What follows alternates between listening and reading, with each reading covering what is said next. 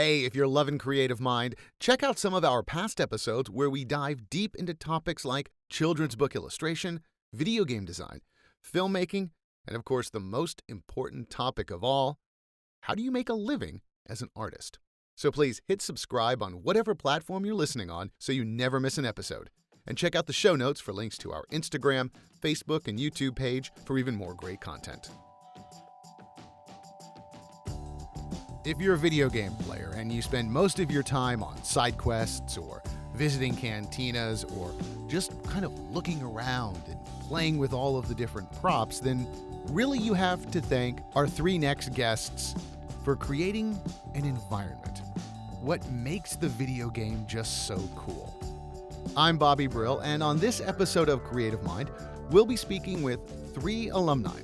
Lourde Canavati, who works at 2K Games, Kuko Cai, who works at Blizzard Entertainment, and Maddie Christian, who works at 31st Union. And these three artists really break down the world of environment art, what that means, and the skill set you need, and really the thinking on really how you can build a career working in the world of video games. And it's a really fascinating conversation.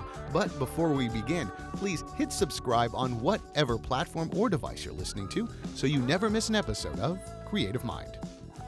Thank you, ladies, so very much for talking to me about being an environment artist and creating the world of video games. And I know all of you work respectively at different companies. And can you tell us, who you are and what company you're working with? Hi, everybody. My name is Lourde Canavati. I'm an environment artist at 2K Games, specifically visual concepts, which works on the NBA titles. Okay. So you get to do all the fun, hardwood floors and screaming fans and throwing cokes and stuff? It's part of it, but okay.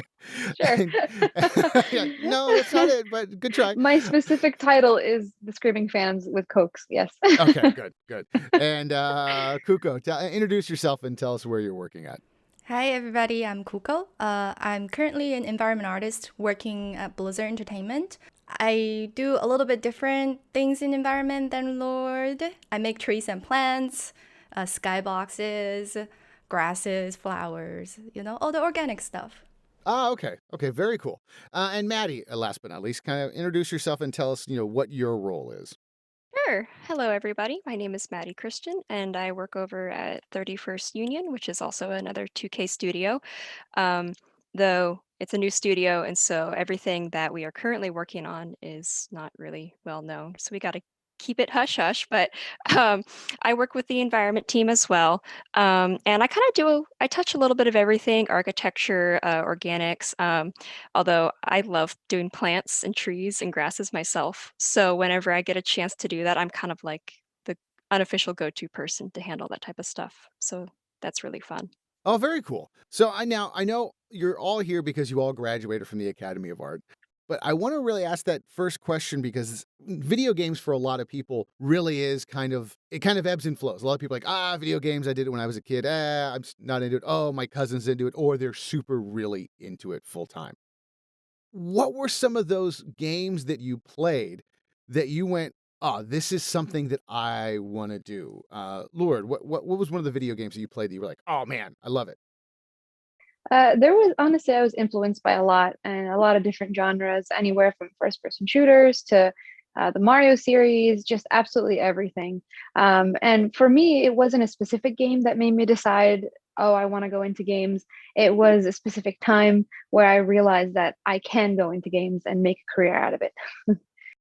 Maddie, you're shaking your head. Yes. What does that mean that you can now go into games? What does that mean? I think, in the early stages of as kind of games became its own industry in those early years, I think still to some extent today, but a lot of people didn't really realize that that was a career choice that you could do when you kind of like read about like the first generation of developers.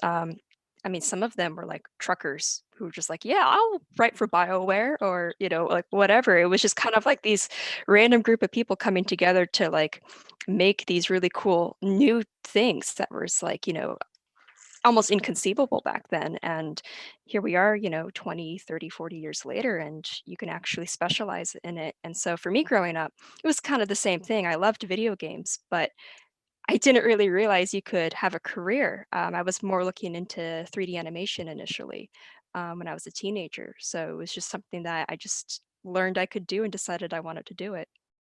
That's that's one of those things I think is kind of fascinating with all of the technology stuff, that it's not that difficult to learn per se.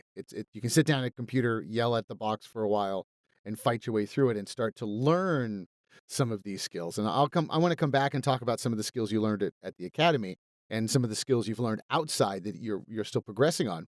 But I know, Kuko, you got into video games in a very unique way. Tell us a little bit about how you started playing video games. So I'm gonna give you a little bit of my background. So I'm from China, and back when I was growing up, video game was kind of banned in a way. You know, like you cannot really publish a video game legally, so you have to go to kind of like back alley, get it from some weird shady store that's probably very illegal. And my mom, she's a very interesting person. So, like usually moms in China, they would buy their daughters like dolls and stuff, but somehow she bought me Game Boys. And that Game Boy was kind of like a back alley deal too. I didn't know where she like got it smuggled in. She got me this the first Game Boy, the big brick one. The yellow, I remember it was yellow color. I played a lot of Mario on it, and I played a lot of I don't Bugs remember Bunny. a Bugs Bunny game.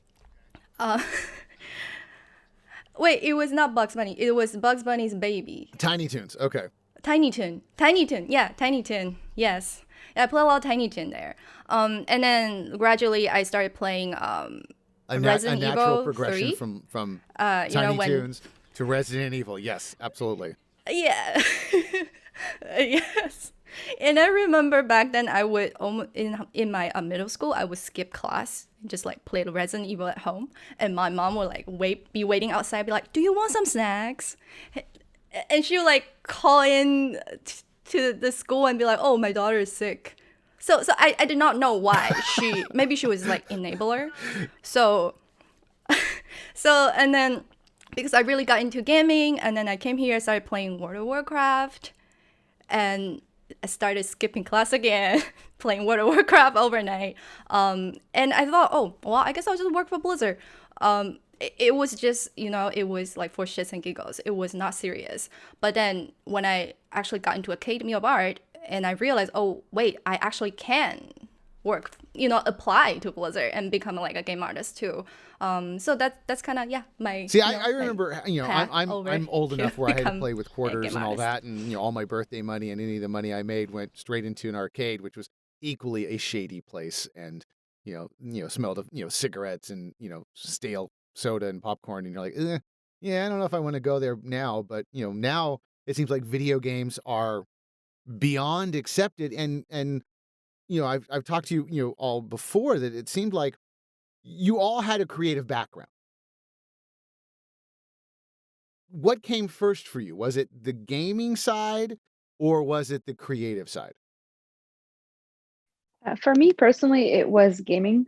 My uncle and my dad specifically played a lot of games, and I want, it looked fun, so it was a lot of that, and then the creative came after, and then coexisted. What attracted you to the creative side of those games? What did you see that you were like, wow, this is something interesting? I love the visuals, and as any kid, you want to draw, and I was specifically drawing, scenes that I saw from games, or even like TV shows. I would draw my favorite characters and stuff, but I really like the idea of like recreating what I saw. And I was a kid, so it was just like what I interpreted and have reference, and then I recreated it. But those are just kind of like early on. See, that's that art school training. You're like, here's my reference, and here's me Yeah. recreating it. Not, I Oh just yeah. copied things off of TV. No, this is my reference. This is my reference piece. Maddie, what were you doing creatively before you got into the world of gaming? So when I was about like 3 years old, I decided that I wanted to be an artist when I grew up. Like that was my profession. My mom loves to tell the story of how when I was 18 months old, I was coloring within the lines and drawing pictures. Like she loves to do that. And unlike most kids, each kid kind of like goes through a different profession every year. They'll switch because they can't decide. I was artist, literally my entire life. I never faltered on that. Yeah, I knew what I wanted to do really early on.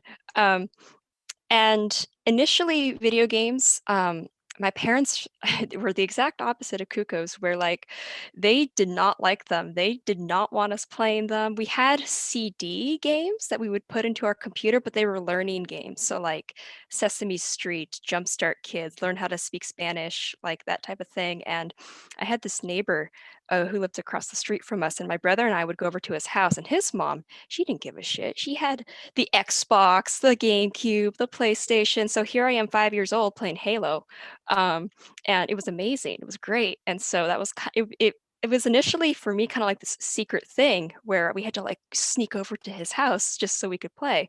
And I didn't initially realize that, again, you could go into that and make games, like have it as a profession. And I realized, you could go into 3D animation. And so when I was in high school, I decided, okay, I want to go to art school. And so I started looking at schools. And I actually decided to attend the Academy summer program that they have for high school students. And so I took some classes. One of them was a 3D animation class, which I learned that I did not like. Actually, animating was definitely something that was way too technical for me. But I also took a class that was called Art for Video Games or something like that. And essentially it was just sculpting in ZBrush. And someone who had a traditional art background where I'd been drawing and doing all that type of stuff my whole life, it felt very natural for me. And then that's kind of like when I realized that the school had a gaming program, and B, I could actually do art digitally and have a pretty fun, awesome career out of it. And that's when I decided to make the switch and then come to school. A quick question. I know all of you shook your head like, "Oh man, 3D animation, not my thing." What, Kuko? What did you not like about 3D animation? I mean, I know what I don't like about it, but what did you not like about doing it? It's very complicated. It's because, especially talking in terms of like traditional animation, you have to like draw it frame by frame, and the 3D animation is like the poses, the weight. It's just not. And then I know people who are like naturally attuned to that type of thing, like how they will like observe people move, and they love observing it. But for me, like I don't.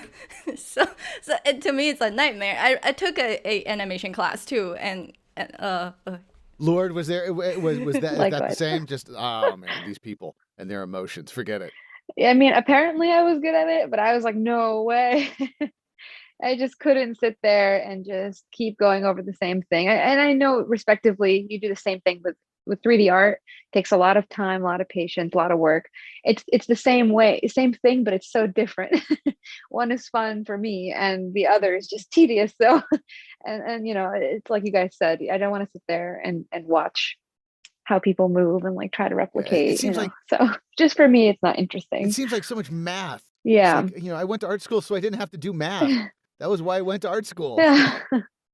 Yeah, if you're animating like in Maya, you have to like adjust these graphs, and there's so many graphs for Nightmares. every single pose. Like, no, I just want to sculpt or draw or paint. Like, please. Yeah. To each their own, though, right? Yeah, exactly. Exactly. Yeah. We'll do one of these with character artists, and they'll just be like, "There's nothing better than just drawing a character. It's the most amazing thing ever. How they move." Pretty much. oh, that's like 90% of artists. They all want to draw characters. This is true. Yep. Well, let's go into your experience at the Academy, but I want to ask you about that. Why you became environment artists? Because that seems like very niche. Because like you said, Kuko, a lot of people we talk to is like, you want to draw the character. The character seems to be the glory and the money. But if the character doesn't have anything to throw at somebody or doesn't walk around in a space, it's just a fancy stick figure in 3D axes doing nothing. For all of you, was this the first time you had heard of the school of game development, or a school where video game school, for lack of a better term? Was this the early iteration for you? Well, so I mean, the whole thing was a surprise to me when I accidentally took a 3D modeling class in high school. And and just to go back, that's kind of where I realized, I was like, oh, I can do this as a career. Like, this is cool. So the Academy of Art was one of the first schools I looked into. So it definitely is on the board of, wow, game development's a thing. you know. That's really a thing, huh? I get it. Makes sense. I mean, it is a multi-billion-dollar industry. It makes sense, exactly. Why don't you think about it before? You're like, games get made. How? I mean, So, and for Kuko, what attracted you to the academy? I was originally a student at San Francisco State University, and my major was sociology. So after, granted, I'm still very interested in sociology and psychology, everything that's like related to behaviors. But I realized, well, obviously English is my second language, and it's gonna be a hassle for me to write papers. And if I want to get my PhD, it's gonna be like a long, cold road. So, but then I realized I actually like art too, and since a young age, but not like, I guess not to the extent where some kids, they would like draw even in the class like all the time. Not me, but I'm just attracted to like visual things. So I thought maybe I should like shift my career. So I decided to kind of go into interior design, and then I thought, well, obviously state schools don't have good interior design program. That's why I found Academy of Art. And I was looking through their catalog, and I thought, wait, they have 3D animation. That sounds more fun. And I applied. But then when the year I applied, they opened up game design. So I guess they sent me an email and they're like, hey, now we have game design manager. And I thought, oh, wait, game design, that does not sound like a job. And that's like even more fun. And I applied to game design. And it was the first year. So, a lot of things were they were trying to figure out how to run the program. It was very interesting. And it was like a very good experience for me too. So yeah, that's like, I have like a weird trajectory. So we know what character artist is. That's kind of an obvious thing. It's the big scary monster. It's the fairy. It's the Ninja Turtle, because I'm old and Ninja Turtles are cool.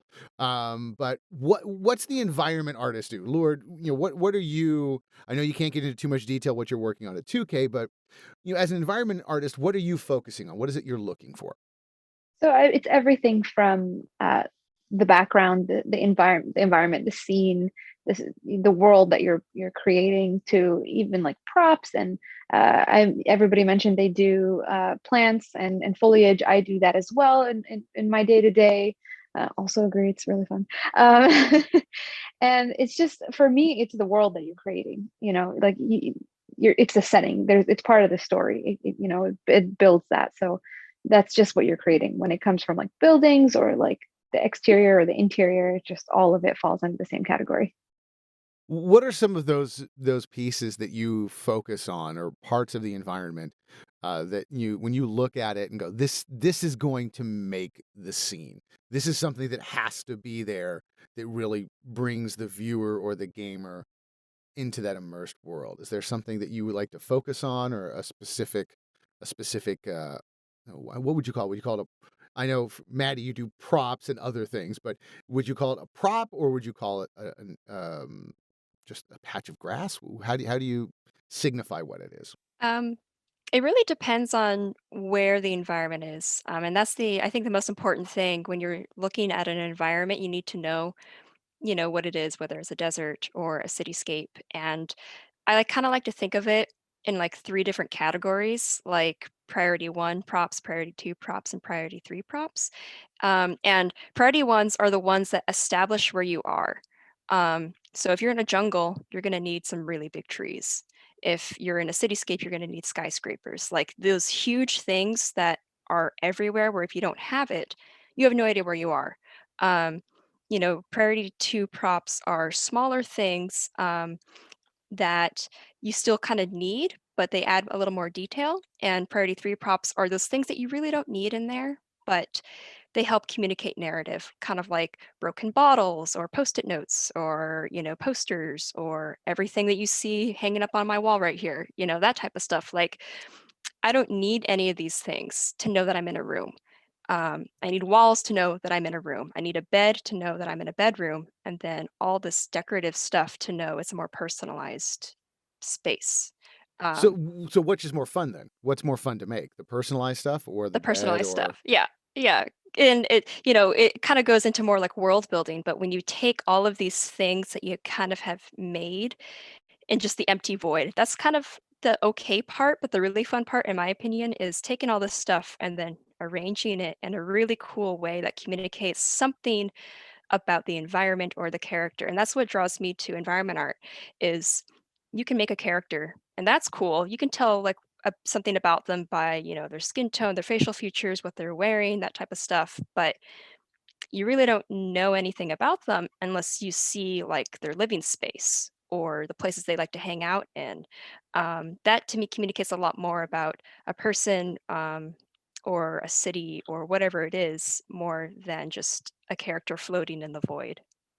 Yeah, you're like, just to add on to that, just the whole setting the narrative, just like you said, like you going into like a bedroom scene and you're like, oh, this person likes these interests and blah blah blah, or they left their like laundry on the floor, that's like the super fun stuff. I would have to agree. You're bringing it to life.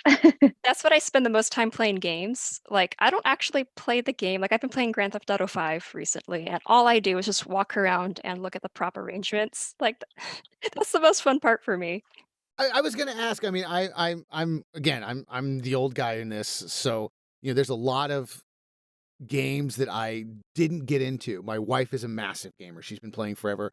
I don't know what the technical term for it is, but where they're very short. You can play the entire game in 4 hours, and it really is immersive. This is not I'm gonna kill everything I see like in Gears of War, but this is experiential. And and Lord, like you said, their dirty laundry is sitting there. That maybe has some feeling to it. And the doorknob and the furniture.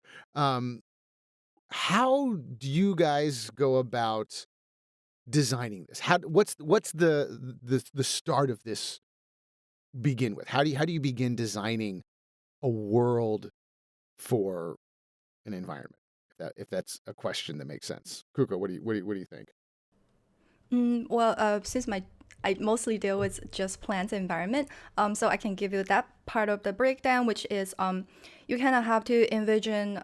First of all, we usually work with the story, and say for example, the story take place in say a tropical jungle, and then you have to look for, I guess, what is the theme of a tropical jungle? What speaks most of the jungle? So, like Maddie mentioned earlier, okay, the big trees. But what type of big trees? Is it like the redwood big tree? In the redwood forest? No, those are not the jungle type of tree. The jungle type of tree, they are very like, they have a lot of roots. So, and I know, it feels like, oh, not everybody know that, but everybody actually kind of know that type of information just from watching movies, media, reading books. So we were all like unconsciously trained to be already to tell, like, if you look at the jungle and if it was made wrong, you can tell something's off. The audience, for like a layman, they can tell something is not right about this place. And I think that's kind of our job to figure out what speaks most of that type of space, and then we identify the elements to support a theme, and then we build the world. So I don't know if that answers your question. No, that does, because I mean that's one of those things that when if you're going to write a good story, they say all the details really make it and flesh it out for somebody. If like you said, yeah, if the tree's the wrong tree, then it's like this game's kind of dumb. I always like to say that as environment artists, if we do stuff well, no one's going to notice, except for other environment artists or art directors. But if it's done wrong, everyone will notice. Hey, if you're loving Creative Mind, check out some of our past episodes where we dive deep into topics like children's book illustration, video game design, filmmaking, and of course the most important topic of all, how do you make a living as an artist? So please hit subscribe on whatever platform you're listening on so you never miss an episode. And check out the show notes for links to our Instagram, Facebook, and YouTube page for even more great content. That's a question I want to ask all of you. What were some of the pieces that you have worked on that you went, wow, I am really proud of this? Just to give everybody an example of, the type of work you're going to be making. I was asked to make a foliage kit for a particular biome. and I made a bunch of different trees, shrubs, and grasses and flowers and that type of stuff. So again, level 1 props, level 2 props, level 3 props. And it was like, I don't know, like a 35, 40 piece kit. And so just for people who are listening who might not know what a kit is, part of what we do as environment artists is we have to make things that we can use over and over and over and over again that match together with the other pieces, because we can't spend all of our time making nice individual things. The levels aren't going to get done. So the purpose of making this kit was to make trees and other types of foliage that you could immediately look at it and identify it with the biome that it was placed in, and with different variations. So here's one that's fully grown. Here's one that has like a little cluster. Here's one that's kind of dying. Like, doing all of that was really cool because I love plants and foliage, and I backpack and camp all the time. And so a lot of the stuff I know is just through personal observation. But being able to go through that entire creative process and then hand it off to other level designers and world builders, and having to see it like start to just instantiate everywhere across the map, was really cool, because I could see how people were taking the things that I was making and then using it how they creatively thought it could be used. And that was a really cool, proud moment. Like, yes, everything in this map, if it's tree, I made it. Yes. That's pretty awesome, because yeah, that's got to be a great feeling to go, throughout times, like, you see all that right here, my brain, I made it. Lord, what are some of those cool things that you've made and just gone, wow, look at that thing I did. Well, I just want to point out, so last year, when we launched NBA 2K21, I had done a lot. The year or so prior to that, I had started kind of taking hold of the foliage. But just as a funny story, last year, one of the trailers opened up with one of the trees I made, and I remember my friend, who's also my roommate, just stopping everything, going, "Oh, you made that? That's your tree!" Again, but like nobody really sees or appreciates your things except for the people that like really know what you're working on. And it's just the funniest thing. So basically from that story, I want to say, like, it's everything ranges from big to small, and every year that changes for me. I'm always finding things that I'm super proud of. And of course, like every artist, you grow as you go along. Each project you go, this was my best piece, and then you go, okay, well, the next one, you're like, oh wow, this is like not that great compared to this. And that's just the ongoing process. So it's just about like finding that like spark in every kind of project that you do, like asset, or even like smaller scale like that, or as large as a project. But are you asking a specific item? If you can, I know there's so much thing. I make video games for people who play games, and I know I can't tell you what it is, but that I understand. Well, I mean, in college, I remember one specific asset I had made was a pocket watch, and I know it's just simple, but like in concept, but that was one of my really aha moments of, wow, everything clicks. I know what I'm doing, and like and the process to get here wasn't as difficult. It was fun more than how do I do this? How do I do this? Everything just made sense, and from then on, everything just like had a better flow. So for me personally, that super destroyed up pocket watch that I tried to tell a story through was my piece. No, that's great. Yeah, I mean, because that's got to be the hard stuff to do, is when you're just working with numbers and zeros and fighting through things like ZBrush and Maya, and it's just banging your head against a keyboard, going, oh, there it is. It's actually a working thing. And it can be as small as that. I know we're environment artists and we have larger scale items, but again, this was in college, and it's like, that's my aha moment. Everything makes sense. I kind of know what I'm doing now. Let's continue, Kuko, what was there something for you that you really look back on and go, that was the thing. That was really what I liked. For me, for the latest expansion that I worked on is the Shadowland expansion from World of Warcraft. So I particularly was the point person on Revendreth. It was kind of like the gothic vampire-ish themed zone. So I'm very proud of the two skyboxes I made for the zone. Because since the expansion happened in kind of like an otherworldly place. So nothing should really be very earthly. So the sky should be a little bit weird, something is off. So I came up with this idea, well, this is a vampire zone. So what if, maybe there's some red elements in it. And then the cloud is more abstract instead of looking like clouds, but they look a little bit more like souls.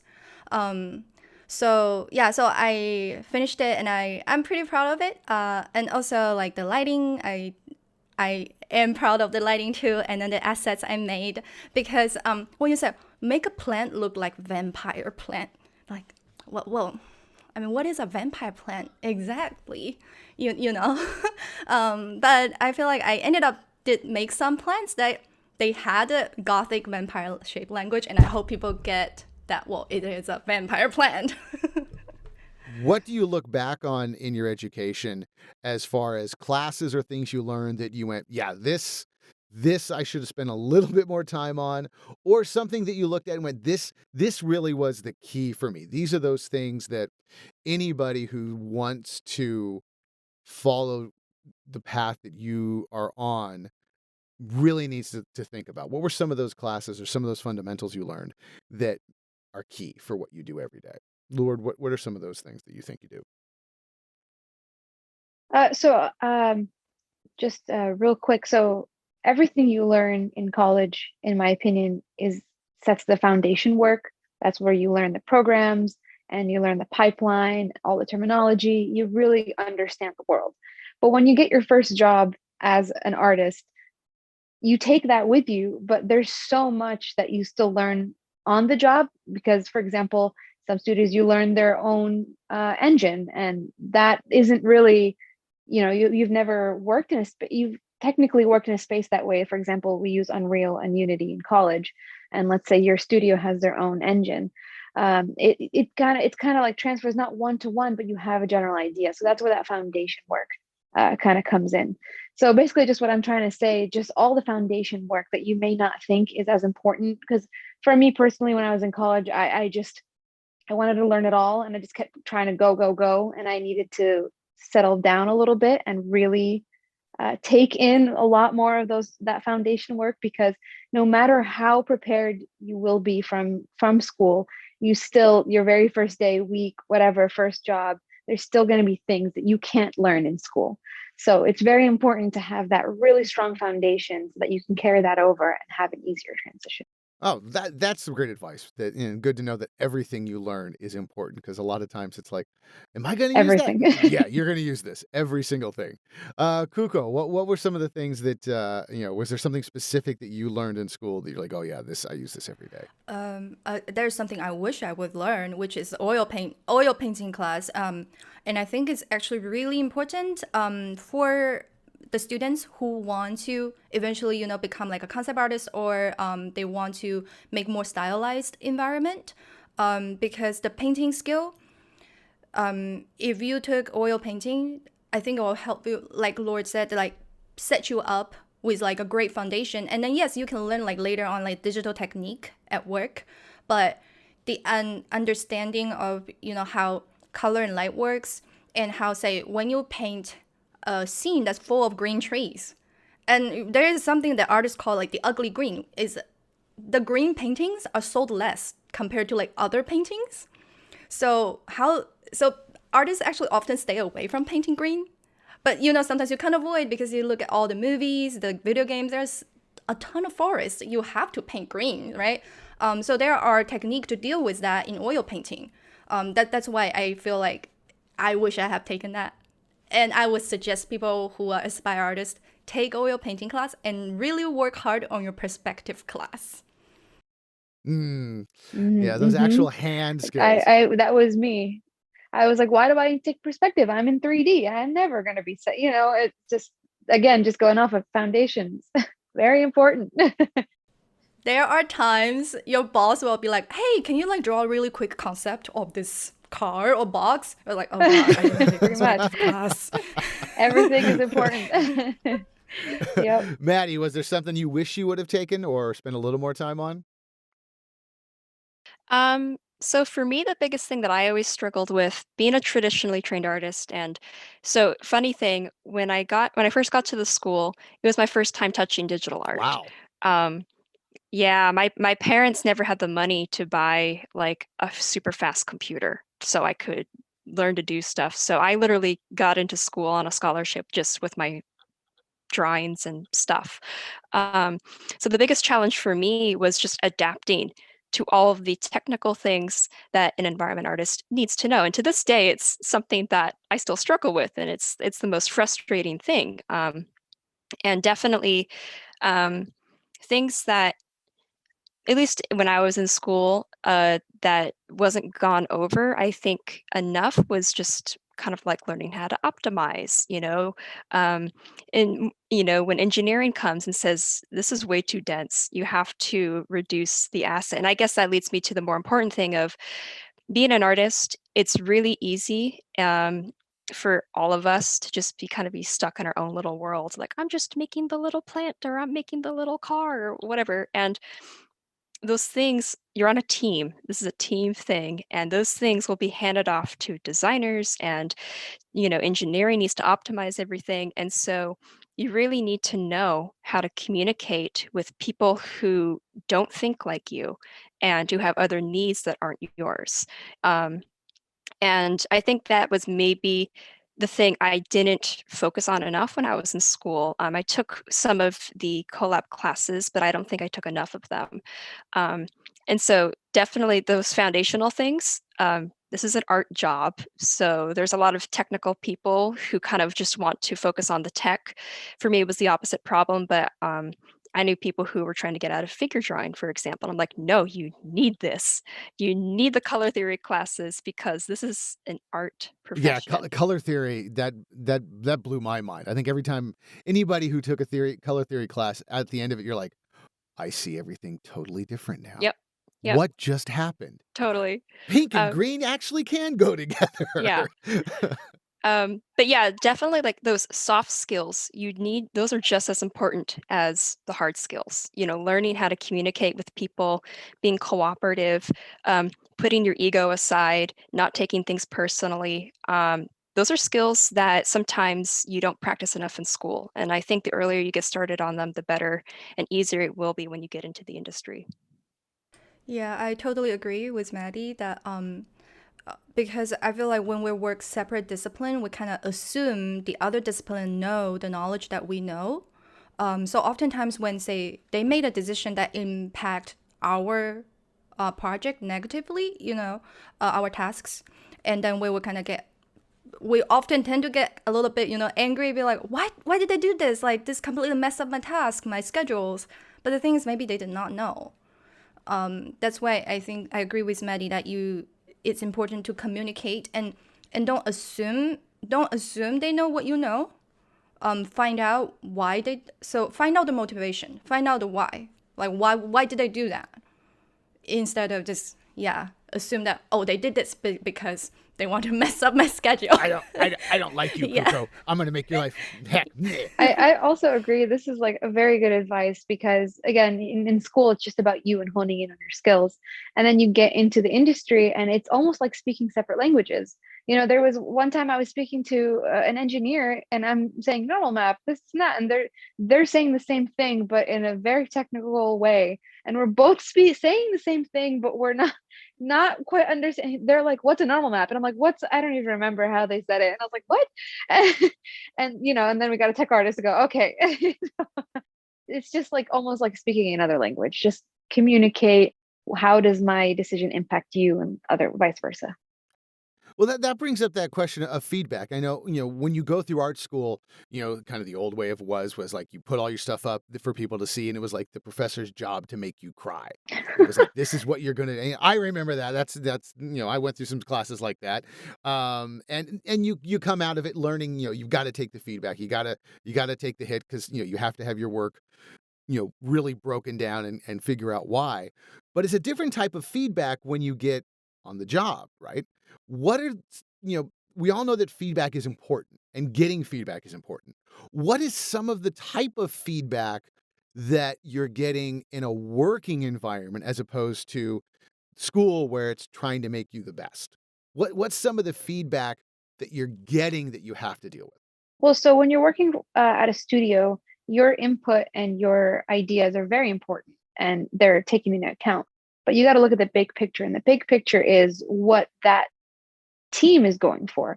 So if something looks good to you and you like this style, and they tell you, oh, I need you to change this, you got to make sure you don't take it personal, because this is not your personal project.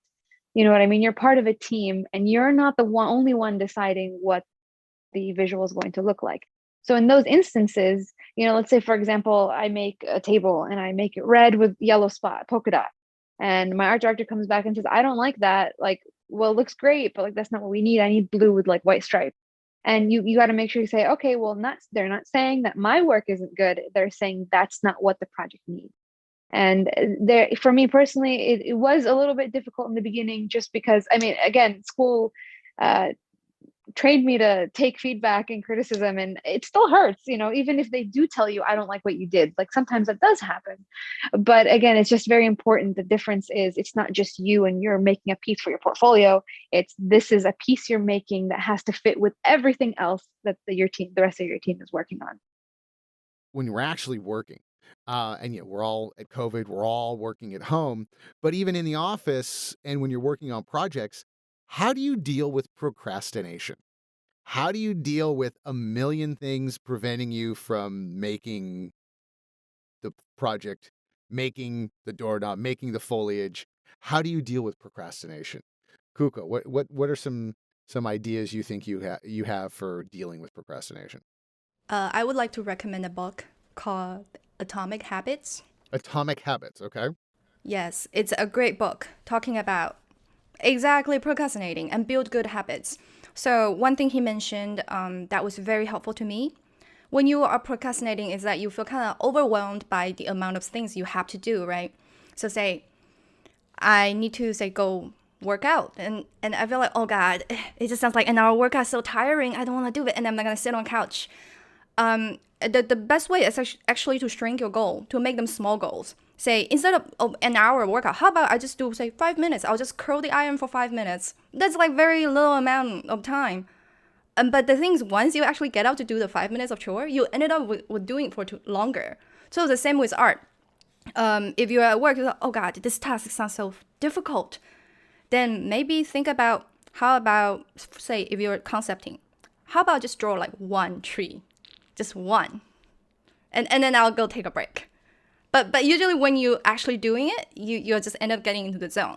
So set up small goals. Don't give you like ambitious goal, because it will always overwhelm you and make you just procrastinate. That sounds way too intelligent, Kuko. That sounds way too logical to just put into action. I mean, now I have 500 more things I have to do today. Now on the other side, another question which kind of dovetails in a professional setting, when do you know, or when do you call it and go, I'm done. I'm done with this piece of artwork? When do you feel, okay, I can now show it to my boss, my art director? When is it done? Maddie, when do you look at your stuff and go, I'm done? It depends what stage it's in. Like, if I'm doing blockouts, I need to make sure that the blockout is okay with designers, so it doesn't inhibit gameplay. Once those are signed off, then I start actually making it pretty, and so I'll do check-ins with my lead or my art director at various stages. So I'll get it to a point where I say, okay, before I take this any further, so I don't waste my time, I want to make sure that they think that this is okay. And if I have to show references, I show references, like, hey, this is what I'm looking at, and then they'll give me feedback. And so when it gets to about, I don't know, like the 75%, 80% mark, they say, okay, just finish it out, hyper polish. I'll do it.